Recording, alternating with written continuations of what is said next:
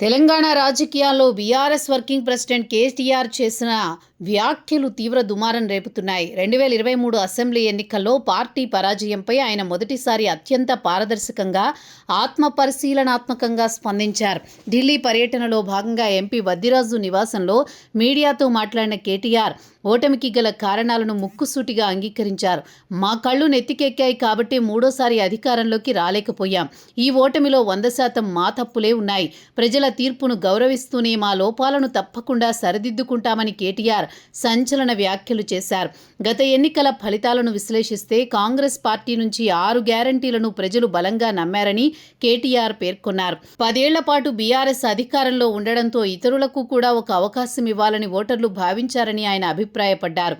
BRS కేవలం 1.8% ఓట్ల తేడాతో, అంటే దాదాపు 4 లక్షల ఓట్ల వ్యత్యాసంతోనే అధికారాన్ని కోల్పోయిందని గుర్తు చేశారు. అయితే 2018 ఎన్నికలతో పోల్చుకుంటే ఈసారి బీఆర్ఎస్ ఓటు బ్యాంకు దాదాపు 10% తగ్గడం వాస్తవమే అని ఆయన అంగీకరించారు.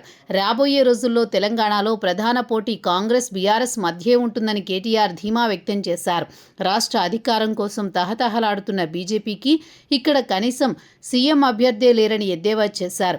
వచ్చే ఎన్నికల్లో జూబ్లీహిల్స్ ఉప ఎన్నిక తరహా ఫలితాలే పునరావృతమవుతాయని, బీజేపీకి డిపాజిట్లు కూడా దక్కవని జోస్యం చెప్పారు. ముఖ్యమంత్రి రేవంత్ తన పదవీ కాలం చివరి 6 నెలల్లో ఏదో మ్యాజిక్ చేసి మళ్లీ అధికారంలోకి వస్తామని పగటి కలలు కంటున్నారు. కానీ ప్రజలు కాంగ్రెస్ మార్క్ మోసపూరిత ప్రయత్నాలను అస్సలు నమ్మరు అని కేటీఆర్ అన్నారు. హైదరాబాద్ మెట్రో రైల్ ప్రాజెక్టుపై కాంగ్రెస్ ప్రభుత్వం ప్రజలను మభ్యపెడుతోందని కేటీఆర్ మండిపడ్డారు. బీఆర్ఎస్ హయాంలోనే రాయదుర్గం నుండి శంషాబాద్ ఎయిర్పోర్టు వరకు మెట్రో పనుల టెండర్లు పూర్తి చేసి ఎల్ఎన్టీ సంస్థకు అప్పగించామని తెలిపారు. 24 నెలల్లో పూర్తి కావాల్సిన ఈ ప్రాజెక్టు టెండర్లను కాంగ్రెస్ రాగానే రద్దు చేసిందని, ఇప్పుడు 28 నెలల తర్వాత మళ్లీ కొత్తగా ప్రకటిస్తూ డ్రామాలాడుతోందని ఆరోపించారు.